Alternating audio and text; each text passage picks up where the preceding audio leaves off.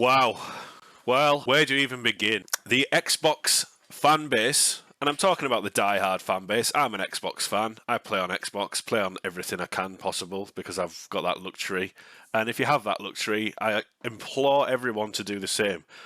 Play video games where you can, wherever you can. Play video games, don't play into the console wars. So the Twitterverse is in absolute meltdown over the rumours that have been circulating for the past few weeks about Xbox reportedly rumoured to be bringing over exclusive titles like Indiana Jones, Halo, Hi-Fi Rush, Starfield, and probably more over to Switch and PlayStation. Now, it's still looking like this is just rumour, and I suppose until we actually get any confirmation from Xbox, it's all still sort of up in the air, but it's kind of looking like it's going to happen. We're seeing a lot of media outlets sort of reporting on this now, and we'll just take a look at some of the things that we're seeing online at the moment. But it's absolutely crazy. So we'll start off with Tom Warren. I think he's quite reliable. A lot of people don't like him, but, you know, if he's not speaking the same thing that you're speaking, that's what people judge people on now on Twitter. It's all a bit of an echo chamber. If you've missed overnight, Microsoft is gearing up to bring some Xbox games to PlayStation. Hi-Fi Rush is happening soon. Bethesda titles like Indiana Jones and Starfield are being considered for PlayStation 5. Details below. This is all things you can go and look at online and do a bit of research yourself, but it is absolutely crazy what is going on at the moment. Then we've got media outlets like Push Square. Microsoft has apparently been stocking up on PS5 dev kits as Xbox pivots. Eurogamer has come out and says Gears of War is reportedly also being considered for a PlayStation release. Eurogamer again. Phil Spencer says Xbox will share its vision of the future in an event next week as rumours suggest Starfield and other first-party games are heading to PlayStation. Then we got Benji Sales, who's the person who sort of took up the mantle from Nibble when he left Twitter. Still didn't delete his account, but never mind. I'm sure he'll be back. Benji Sales says, I'm really curious how long Microsoft takes to talk about the multi-platform shift. On one hand, you don't want to be overly reactionary in rumours hitting the internet, but on the other hand, this has been blown up to such a degree, I really don't think you can just sit on it for too long. Phil Spencer's come out and said, we're listening and we hear you. We've been planning a business update event for next week where we look forward to sharing more details with you about our vision for the future of Xbox. Stay tuned. Crazy that he's going to wait a week and let this just fester, because I think it needs to be addressed immediately. And we've got Paris Lily, who's on the Xcast for Kind of Funny. When Xbox officially comments on what's going on, I'd like to see the following. 1. Criteria for games that will be multi-platform. 2. Commitment to delivering Xbox hardware. 3. Digital library preservation. In my opinion, these are the 3 main concerns that need to be addressed. And then we've got Jez, who says, some Xbox personalities saying they're going to leave Xbox or quit content creation, etc. Not me. I go down with the ship like Windows Phone. I'll turn the light off when y'all are gone as the last Xbox writer/player left. Oh, God. And then we got Pia Orvo. Says, Xbox has lost Tim Dog. Xbox might lose Clobbery. Riskist is unhappy. So many have messaged me saying they are leaving Xbox consoles. This is a nightmare. I mean, the language that he's using here is just insane. Like, these people that he's talking about are just consumers, like myself, like yourself, but he's talking like they're leaving Xbox like there's some sort of fucking employee, like, or shareholder. Do you know what I mean? It's just bananas. And it's just sort of sad to see the reaction to this, because, and you know, it's just a rumour, but it looks like it's a pretty big rumour and it's getting out of control now, and Phil Spencer's addressed it. But to make everyone wait a week, you know, it seems like Xbox always react rather than proact. You know, rather than get ahead of things, they always sort of wait until things fester and they have to say something. You know, I genuinely think this is going to happen. I think Xbox have spent so much money that they need to see a return on that investment when it's Activision and Bethesda. But this conversation online and everyone just melting down and saying, I'm going to leave Xbox and stuff. And it's like, you know, I left Xbox. I was a diehard 360 guy. Diehard. But when the Xbox One launched, I just wasn't interested. I eventually did go and buy an Xbox Series S and support them and still give them money. And I've bought a Series X now and I'll still play it. I have friends on there. And that's the benefit of having these consoles. I've got friends that I play with on Switch, friends that I play with on Xbox, and friends that I play with on PlayStation. And I think to hinder yourself to one system. And it's more the people that treat gaming like a pro league football team. Like, my team's this, and they have to beat this team. It's bizarre. I think a lot of people are starting to wake up and grow up. And I think fanboyism is something that people go through, but it's something that you go through on the playground back in the day when it was Nintendo versus Sega. The game's changed. Xbox have been struggling for 10 years. 10 years. And I think the writing's been on the wall. They've just been trudging along with no real sort of direction, no real kind of game plan, always saying that the games are coming, next year's going to be Xbox's year, or no, this year's going to be Xbox's year. And I totally understand why people are getting tired and fed up about it. I have covered all bases, so I'm pretty privileged to be able to just jump on Nintendo and play some Zelda, jump on PlayStation and play some Final Fantasy or God of War, jump on Xbox and play some Halo or Gears of War. But with them pivoting, look like possibly pivoting and bringing these games to other hardware to reach a wider audience, to make more money, it makes sense, in my opinion. But the people that are sort of going, oh, this is it. If they do this, that's the end. I'm out of Xbox. I'm not going to play on Xbox. It's fine. Fuck off. Don't play video games ever again. If that's the mentality that the 3-year-old mentality, fine. Do you. You do you. It's been hilarious and fun. But like watching all this just unfold on Twitter and seeing these meltdowns and stuff, and I totally understand. I really admire the loyalty of these die-hard Xbox fans that have stuck with Xbox since the beginning and have gone through the dark times. They're still in the dark times, in my opinion. Each console has its own day in the sun. Sometimes they're ahead, sometimes they're behind. But then again, Phil Spencer coming out and doing awful PR and saying, we lost the console war, even if Starfield's an 11 out of 10, people aren't going to sell the PlayStation 5s. They are obviously doing things behind the scenes and seeing things and being like, we need to change our game plan here. We need asses in seats. I don't know the numbers for Game Pass. Game Pass is a great service. Great service, better than PlayStation Plus Premium, in my view. But, just to have this tribalism and trying to just sort of, it's almost like a lot of them have stuck their heads in the sand and just sort of like, la la la, I'm not listening, Xbox is fine. That meme of the cartoon dog sat in a house on its on fire and just saying, this is fine. That just springs to mind. So like the whole fanboy thing, and it's not just Xbox, there's pathetic fanboys on the PlayStation side of it. You don't really see a lot of Nintendo fanboys nowadays. They've kind of fizzled out. And as well, like, if you own a PlayStation 5, just gone over 50 million. They've just gone over that threshold, 50 million consoles sold. Xbox are obviously looking at that and saying, it's money on the table. Do you know what I mean? We need to make that money back.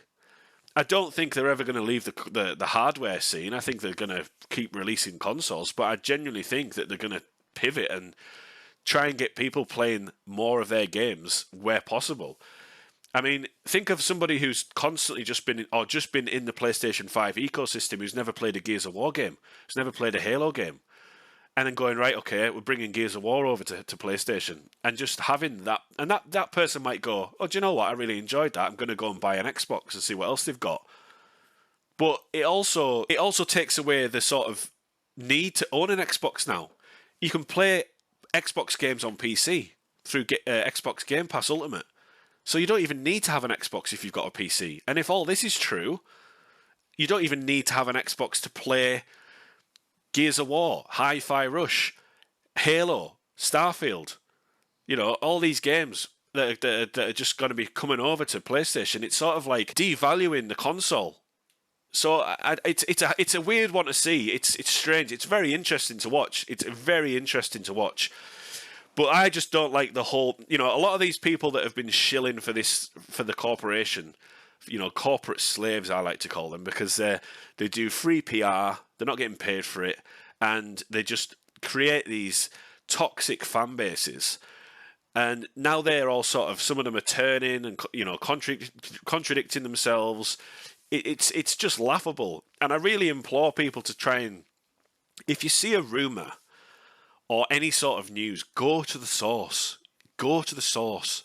Don't just watch or don't just read a tweet and take it as fact. Go to the source, because things get misconstrued. Context is everything. Do you know what I mean? So whether this happens, I think it's going to happen. It's looking like it's going to happen. A lot of people are still saying it's not going to happen, and I genuinely think that them sort of people are just kind of like they're desperate for this fan. Some of them need this fan. They need a console war. When you see other YouTube channels like Geeks and Gamers, their content is constantly about identity politics in video games and films. They thrive on that. They need that, because that's their growth, that's their subscription base, that's how they generate views, that's how they generate money. If they stopped all that and suddenly went, right, we're not going to do that anymore, we're just going to talk about films and games, the channel would plummet. So a lot of these people as well are slaves to their own content and slaves to their own fan base. Imagine if Colt Eastwood turned around and just started going, right, I'm not covering Xbox anymore, I'm covering PlayStation and Nintendo, and I'm going to just call it as I see it and stop the Xbox heavy side of things. His fan base would disappear. Because these echo chambers thrive on each other. Anyone that does a poll, what do you think about? And if their Twitter channel is primarily PlayStation or Xbox or Nintendo or PC, and they put out a poll saying, what do you think do you think Xbox will go multi-platform? And it's yes, no, maybe. And they're predominantly an Xbox account. The vote for that poll will always benefit and go in their favour, and it will always be no. Because they're people that, they gravitate to the people that want to defend their purchase of either PlayStation or whatever console they bought, gravitate to other people that are talking in the same thing in the same ways that they talk about. You almost get lambasted on Twitter for talking about different things and, slating PlayStation and calling things out on Xbox, because you can't really win, because if you make a video saying something negative about PlayStation, you're an Xbox fanboy. Vice versa, if you say something positive about Xbox, you're an Xbox fanboy. But it's so tiring to see, and it's pathetic. It's pathetic. And then to talk about people that Tim Dog's left Xbox, and even he's come out and said, I'm not an Xbox fanboy anymore. It's like, oh great, you finally acknowledged you were a fanboy. I just wish people would just have a bit more self-awareness and just see how these things come across. Like, Xbox have been struggling thanks to this is Don Matrick. Don Matrick has fucked that brand for 10 years. For 10 years, a whole generation, they have been struggling to catch. And this is just fact. This isn't me saying deaf to Xbox and I want Xbox to fail. If Xbox left the market, PlayStation could just hike up the prices. There's a rumour going around that the next PS6 is going to be £1,000. Ridiculous. Nobody would pay that. Although people are buying Apple Pro Vision for fucking £4,000 and walking around the city of New York doing all this sort of stuff. So I don't know what the fuck's going on. Just play games. Even when people watch like a State of Play or an Xbox event, people are so focused on what's exclusive and what's not exclusive. Well, that was all third party. Not interested. Oh, that had three PlayStation exclusives. Yes, get in. We've got stuff. I just don't understand the mindset. The mentality is just off, And this is somebody who used to be a fanboy. I've fanboyed for fucking Nintendo, Sega, PlayStation, Xbox. And what does that tell you? It's like a penny dropped, and it was just like, well, hang on, I've jumped around, I've been a bit of a slut and spread my legs for all these fucking companies, and it was just like, bang, lightning bolt. I'm just a fan of video games. I don't have a skin in the game. I don't care about the brand and the shareholders and doing free PR for a fucking company that doesn't even know who I am. I'm just a fucking number to these people. If I subscribe to Game Pass, I am a statistic. If I subscribe to PlayStation, I'm a statistic. If I buy a console, PlayStation, Xbox, Nintendo, I am a fucking statistic. These people do not know who I am. And you see these people every single day tweeting out to Phil Spencer like he's going to read all these things. I saw one person say, I just want to invite you to if you want to come onto my Twitter space. I can almost guarantee he won't do that. Why the fuck would you go on a Twitter space? Have you seen what goes on in a Twitter space? It's a group of people circle jerking each other, talking about the same opinion. And then if someone comes in with a different opinion, they get lambasted. So I just don't get it. I don't get it. And it's even if people buy Gears of War or Indiana Jones or Starfield or Hi-Fi Rush on a Nintendo or PlayStation, it's money in Xbox's pocket. It's money in their pocket. Yes, Nintendo and PlayStation will get a cut of it, but Xbox will get most of that money. Money that they could do to develop more games or whatever, you know. And it's been a hard 10 years for Xbox. I've been there with you. It's been a hard 10 years. Don Matrick, I'll say again, that man, I'm surprised he's not dead. It's crazy that the shit that Xbox has had to put up with for the past 10 years. Just watching them struggle constantly. L after L after L. Mixed messaging after mixed messaging. Bad game after bad game after bad game. And people still, admirably so, people still are there defending them. But there's got to be a point where you wake up and say, we need something. We need a change of leadership. Phil Spencer's got a bad habit of talking out of both sides of his mouth. There's got to be a clear roadmap of what the fuck is going on with that company. Because £70 billion acquisitions hasn't helped. Activision, Call of Duty's still going to be multi-platform. Now the possibility of Bethesda coming over, you know, they still want to release everything on everything because they were third party to begin with. The fact that they've been going around, and I know PlayStation have done the same, the acquisition wars, it's just fucking crazy. Absolutely fucking crazy. And I don't know what it's going to take for people to sort of wake up. And the same people going, well, if this is going to happen to Xbox, then surely God of War is going to come to PlayStation. No, it's not. It's not. It would be nice if it did. And it would be lovely if you could play everything anywhere. But that's not how it works. I said before in a previous video, PlayStation don't need Xbox. They are fucking dominating because of Xbox. Do I want Xbox to disappear and not make hardware and fucking become Sega? And no, they need competition. The industry needs Xbox. The industry needs PlayStation. The industry needs competition. But PlayStation don't need Xbox the way Xbox needs PlayStation and Nintendo. They've just painted themselves into this fucking corner. No communication, no messaging, no clear fucking roadmap of what's happening. It can't carry on like this. Something has to give. Oh, Jesus Christ.